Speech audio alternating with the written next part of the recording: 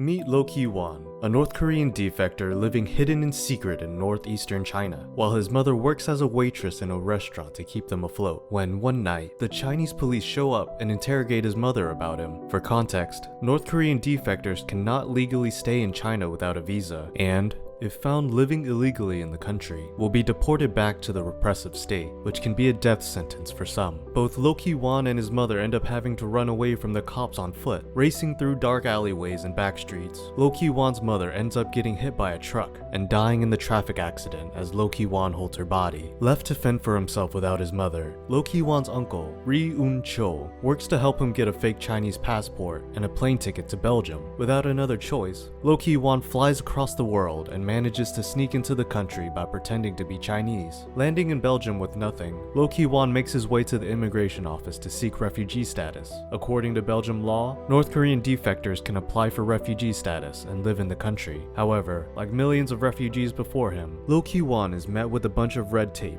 as the Belgium immigration officer tells him just to hang in there as the government gets to reviewing his initial application, which can take months. Struggling to survive the Belgian winter with no money or place to go, Loh Kiwan becomes homeless, relying on selling used bottles for coins, which he uses to sleep in public bathrooms. Eating scraps to stay alive, and unable to communicate with those around him, Loh Kiwan struggles to survive. Despite the beauty of Brussels, Loh Kiwan feels his daily existence is just getting worse and worse. His life is just made more difficult when a group of Belgian teenage ruffians beat him up and get his clothes wet in a river, a nightmare in the icy winter. Almost freezing to death, Loh Kiwan falls asleep next to the heat of a tumble dryer in a random laundry room. Unable to catch a break, while he is asleep, a thief steals Loh Kiwan's wallet, his only possession. The wallet and his mother's photo inside is not only the last thing he has of his mother, but it also holds the bloodied money that he got from selling his mother's body to a Chinese hospital, which he had been carefully saving. Going to the police station, Loh Kiwan meets the thief, a beautiful Korean-Belgian girl named Marie Lee. Rebelling after her mother passed away, Marie is a professional sharpshooter and former national champion who has become forced to work for a gambler in the criminal underworld to pay off her debts. Trying to escape this world, Marie had stolen Loh Kiwan's precious wallet and handed it over to the bad guys. Explaining what it means to him, when Loh Kiwan insists that she return it, Marie goes back to the gangsters, but they insist that they'll only give it back if she competes in another round of shooting. As they wait for the competition, Loh Kiwan makes sure to keep a close eye on Marie, who seems like a loose cannon, worried that he might lose his only connection to his mother. In the meantime, Marie, with the help of her powerful and wealthy father, gets Loh Kiwan a job at a meat factory where many North Koreans and Chinese Korean migrants work. At this job, Loh Kiwan was able to earn a little money, live in a shabby flat, and meet a friend, a Korean Chinese migrant named Sung-eun, who also lives in the same apartment block as him and works in the factory to support her young children who still live in China. Despite no longer being homeless, Loh Kiwan is struggling to get his refugee status approved by the authorities, especially since he doesn't have concrete proof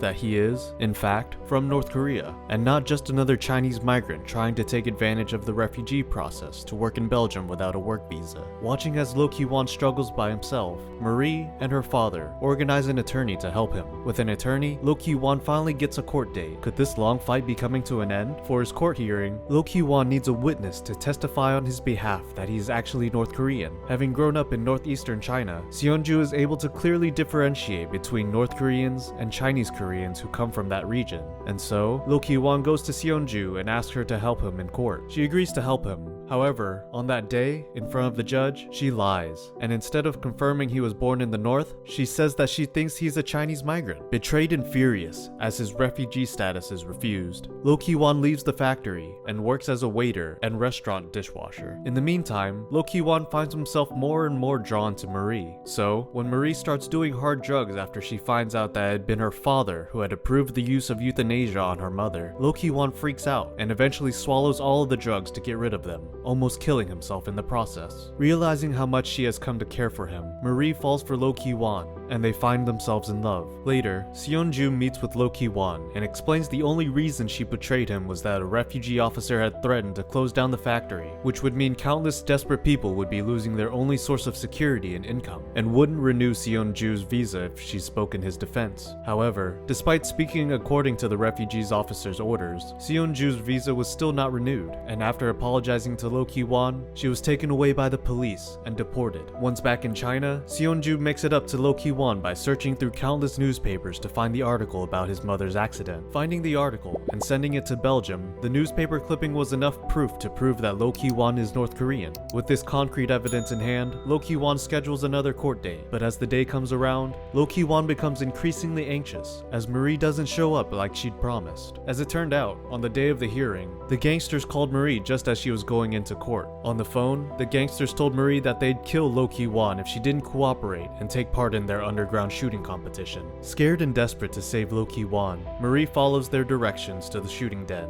Despite having a deal for Marie to play just one more game in return for the money and Loh Kiwan's wallet, when Marie shows up, the gangster demands that she become his personal shooter. He explains that he plans to move out of Belgium and go to Amsterdam to establish a bigger gambling business, and he needs Marie and her shooting skills. When Marie refuses, the man starts beating her up. However, just as things were looking bad, Loh Kiwan, having run out of the courthouse in the middle of the hearing, unable to calm his worries about Marie, shows up and rescues her in the nick of time. Fighting tooth and nail, Loh Kiwan protects Marie as the gangster pulls out a knife. Almost stabbing Loh Kiwan, a terrified Marie shoots the gangster, without killing him. Before she can pull the lethal trigger, Loh Kiwan stops her, and they run away from the gangster and his goons, having safely escaped with all their limbs still intact. Both Loh Kiwan and Marie know that the only way for Marie to be safe is for her to leave Belgium. As a Belgian citizen, Marie is free to leave. However, when Loh Kiwan's refugee status is finally approved, one of the stipulations of being a refugee means that Loh Kiwan cannot cross the border, leading to a tearful goodbye. Promising to find each other again and travel the world together, Loh Kiwan watches as Marie flies away, not knowing when or if he'll ever see her again.